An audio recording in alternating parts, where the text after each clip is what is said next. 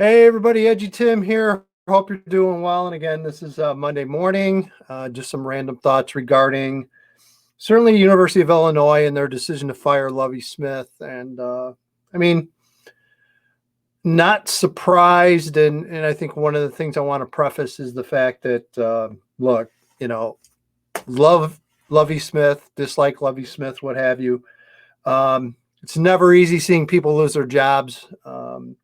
Especially a guy like Lovie Smith that, generally seemed like a pretty good dude. I just think from very early on, there were some, as far as my opinion, there were some kind of really noticeable, I think, deficiencies with the hiring of Lovie Smith that I found it interesting. The people in and around Champaign either kind of just didn't pay attention to or didn't really care or didn't really notice, but I thought one of the things that really stood out to me right away was just the whole approach. And again, not to dig out the past and bring it up and go into it, but I think it's important to realize that, I don't necessarily blame Lovie Smith for how recruiting and the in-state relationships were handled and what have you.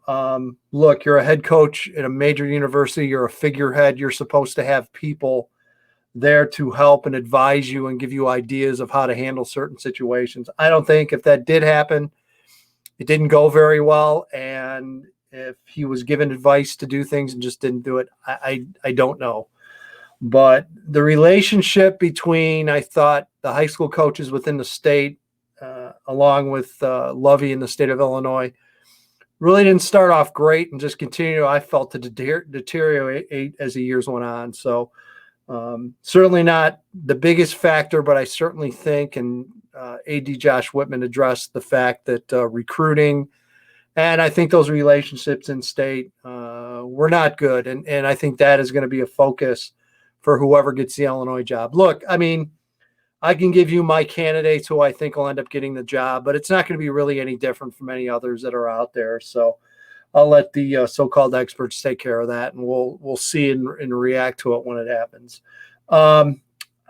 What I'm most interested in regarding the whole situation with Illinois and how things move forward is, first of all, it's important to see who's hired. But I think even more important, what really isn't talked about, is that approach to recruiting and how things will be handled, hopefully differently under the new regime versus the old regime.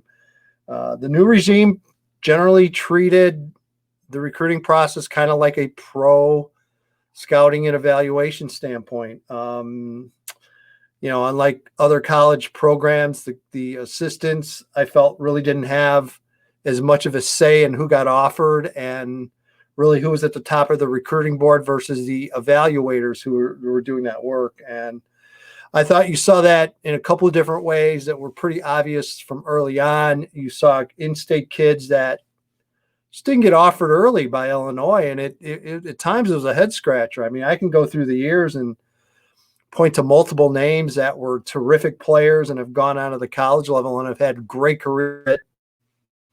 Didn't really hear from Illinois until after the fact. I mean, certain that didn't really hear from or get offered by Illinois until they were 15, 20 offers in. And that just can't happen. So again, I'm as interested to see who the assistant coaches are going to be, what type of assistants are brought in. I think you've got whoever gets the head coaching job, I'm sure whoever it is going to have ties within the state of Illinois.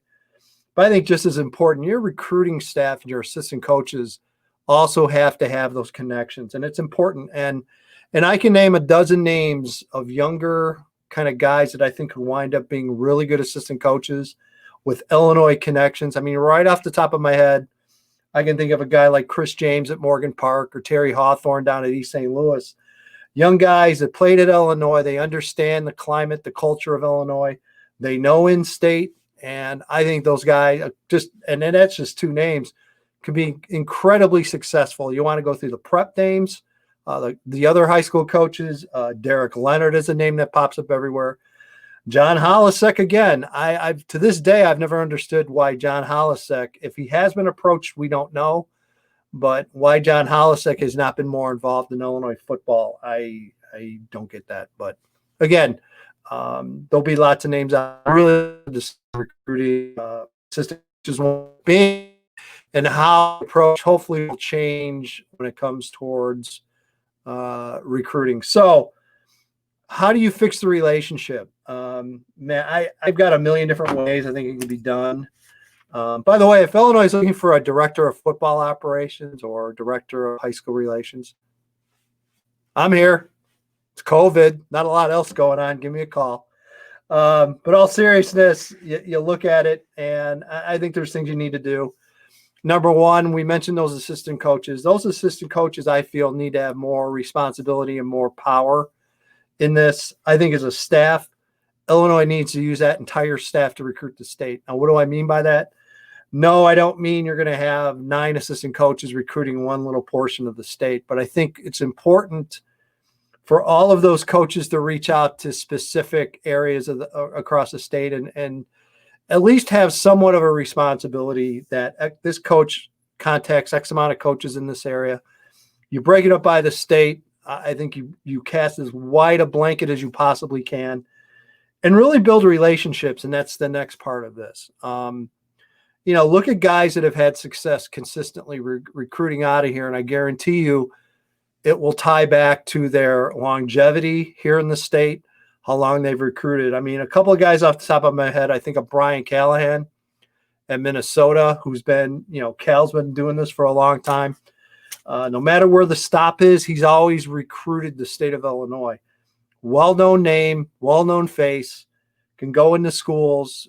He's well-respected as a recruiter as well as a coach and a man. So a guy like Callahan is a name that, has had a ton of success. And there's quite a few other guys I can name as well who just have put the time in the effort. And even if you have a younger staff, a staff that hasn't necessarily recruited Illinois, allow them the time to build those relationships, to be in school when they can be there, to show their face. Maybe school XYZ doesn't have a top tier kid this year, but stop in and say hello, build up a relationship with that coach. Down the line, those relationships will pay off huge. And trust me, folks, recruiting, it is nothing but relationships. The better, the longer you can build up those relationships with coaches and various people involved in this, the better off you're going to be, whether it's at Illinois or even down the road in another school. But you have to allow those new assistant coaches at Illinois to really build up the relationship. You have organizations like the Illinois High School Football Coaches Association. You have to get involved with them. Talk to them right away. I mean, talk to a Dave Jacobs or talk to a Kevin Crandall. Again, I think of Mark Grounds, my guy down in Jacksonville. Talk to them. Say, look, hey, we love having a clinic in Champaign. We want to keep you guys for a long time. How as we as a staff can get more involved, help you with your clinics. And then part of that ties into, you've got to open things up again, meaning you need to get high school coaches back down there. Again, this is all taking into account COVID finally dries up and goes away, which, again, you're limited to what you can do until that happens. But once you're able to open things back up, you want consistent traffic going through that football facility. You've got a brand new facility that a lot of people have never seen. You got to open up the program. You want coaches getting in there. You want prospects getting in there. You want foot traffic and you want consistent foot traffic inside that building. You want to be as accessible as you possibly can. I think that just makes it better for your program overall. The more kids get to see what you have to offer, the better. Don't shut things up and lock things down. Open things up for everyone to check out. I think that's really, really important. The other thing I'll focus in on as far as a strategy is concerned is camps. Yes, Illinois was having their lineman camp and they had their big camp down there in the summer, but I think it really dropped off.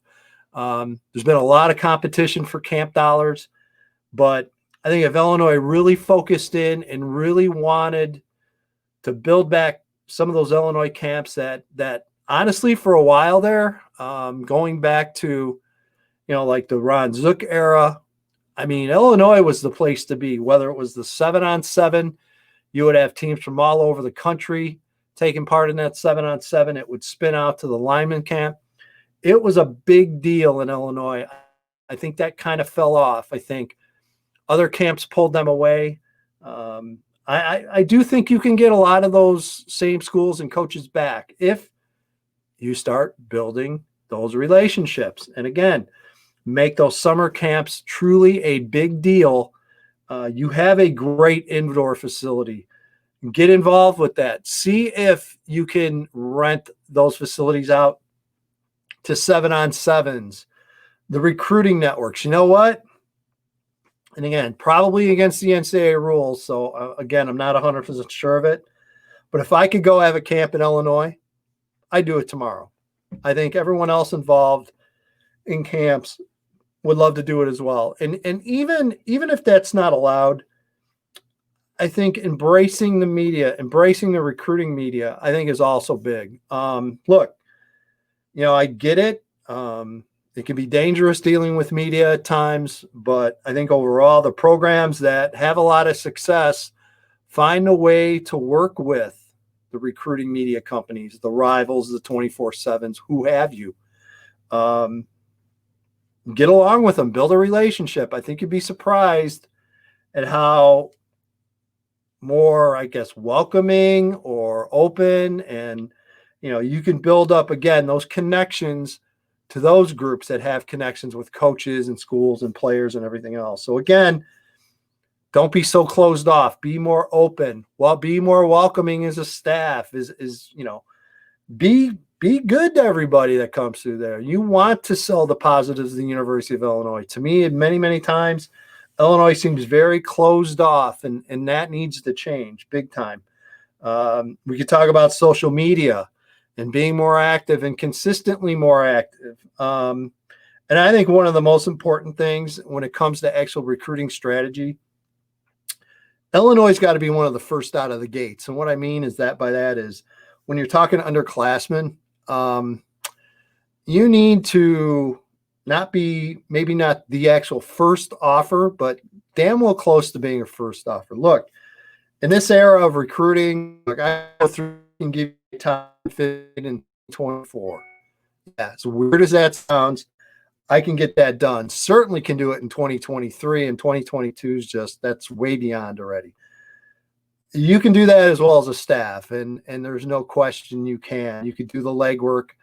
And again, I'm very mixed on early offers. I know it's a very delicate dance to do, especially when you're in an in-state school, because every coach in state feels their top kids should get offered. But I think from a strategy standpoint, I think Illinois has got to be one of the first schools out of the box to offer your top 8, 10, 15 names in a certain class. I mean, you've got to lead the way. A little bit dangerous. Yeah, it could be tricky at times.